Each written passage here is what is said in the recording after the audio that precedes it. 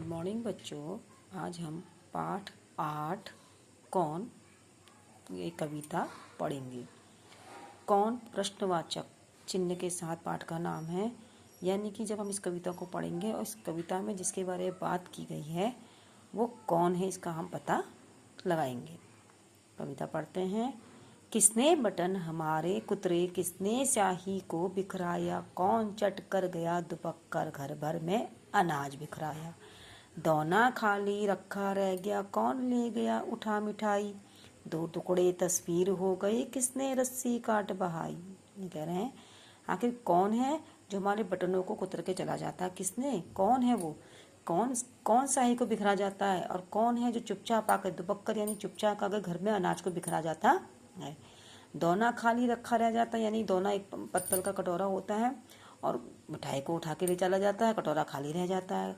तस्वीर यानी फोटो को के दो टुकड़े हो जाते हैं, रस्सी को काट देता है।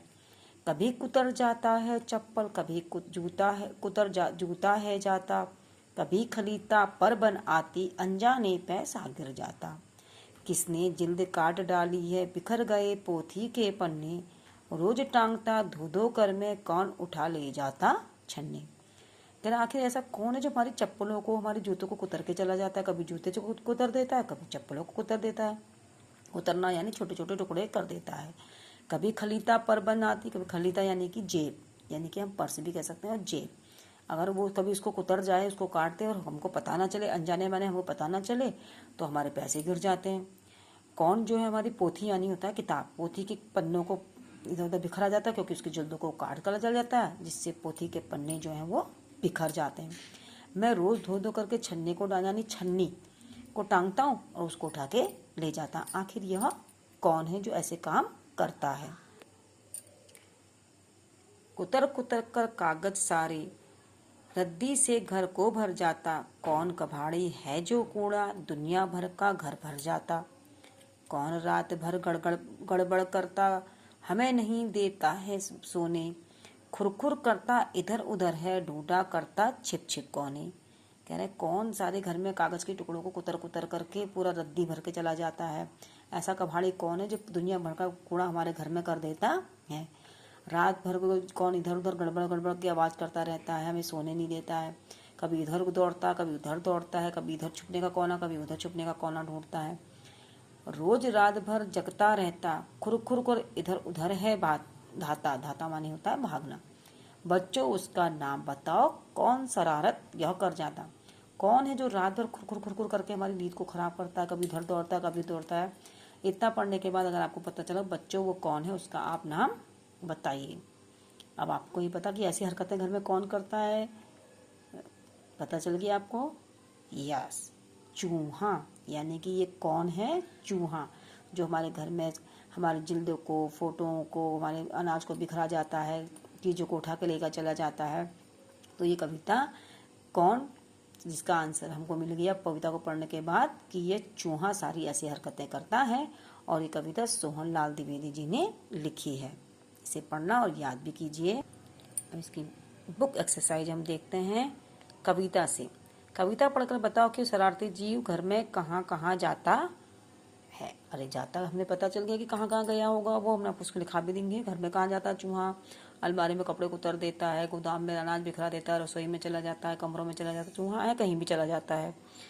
किस तरह की चीज़ों को सबसे ज़्यादा नुकसान हुआ है, जिनको उतर देता है, जूते चप्पल एक बार काट देगा तो हमारे पहनने लगने रहेंगे। ऐसी बहुत सी चीज़ें होती हैं, किताबों को फाड़ देता है, तो इन सबको नुकसान उससे बहुत ज़्यादा होता है। कविता में बहुत से नुकसान गिनाए गए हैं, तुम्हारे हिसाब से इनमें से कौन सा नुकसान सबसे बड़ा है, क्यों। इसमें बता गया कि वो क्या क्या चीज़ें हमारी ख़राब करता है। आपको क्या लगता है कौन सा काम ऐसा है जिसको अगर चूहा खराब कर देता है तो हमको सबसे ज़्यादा नुकसान होगा। इस कविता में किसकी शैतानियों की बात की गई है, तुमने कैसे अनुमान लगाया। जनरल सी बात है कि कुतरने का काम, फाड़ने का काम, उठाने का काम, खुरखुर करने का काम चूहा करता है। तो इन सब हरकतों को देख के हमने अनुमान लगाया कि ये जो है वो चूहा है।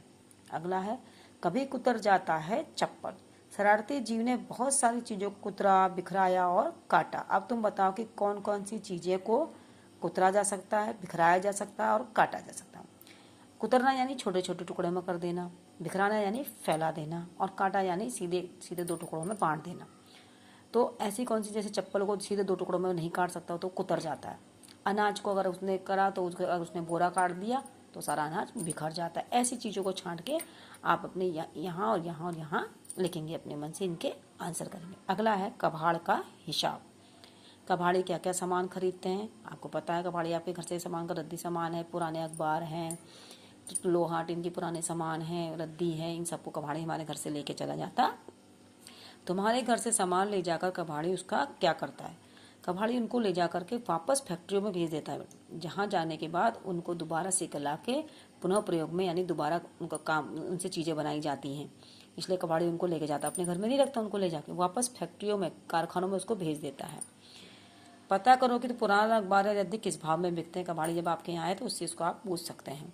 अगर कबाड़ी तुम्हारे घर का कबाड़ ना खरीदे तो क्या होगा, तो आपके घर में कबाड़ का ढेर लग जाएगा। भाई एक कबाड़ी तो जब सबके घर का कूड़ा करकट लेके चला जाता है, और अगर हमारे घर में पड़ा रहेगा रद्दी इतना, तो कहाँ रखेंगे हम, बाहर फेंकेंगे, अच्छा नहीं लगेगा। इसलिए कबाड़ी अगर हमारे घर से सामान लेके ना जाए तो हमारे घर में कबाड़ का ढेर लग सकता है, यानी फालतू सामानों का ढेर लग सकता है। अगला है, तुम्हारे घर में यदि वो शरारती जीव है या उसकी फौज घुस गई है तो पता करो कि उससे कैसे निपटा जाता। ऐसा करोगे, अगर चूहे आपके घर में तो क्या उपाय करके आप उनको भगा सकते हो। दूसरा, इस शरारती जीव के अलावा और कौन कौन से जीव तुम्हारे घर में घुस जाते हैं, यानी चूहा तो हमारे घर में घुसता है, इसके अलावा ऐसे बहुत सारे हैं जो घरों के अंदर घुस के नुकसान पहुंचा सकते हैं, कभी भी घुस सकते हैं। अगर बाहर से गेट ना हो और घर खुला है, दरवाज़ा खुला है, तो कौन सा, जैसे कुत्ता है, बिल्ली है, गाय, बंदर, ऐसी आप सोच के इनके बारे में रख सकते हो, जो हमारे घर के अंदर बिना रोक टोक के कभी घुस के हमारे घर में चीज़ों को नुकसान भी पहुंचा देते हैं।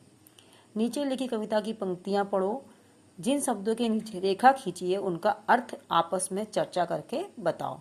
इनके अर्थ आपको जो है शब्द अर्थ में लिखाए गए हैं, आप इनको पढ़िए और समझिए और बुक एक्सरसाइज को करिए।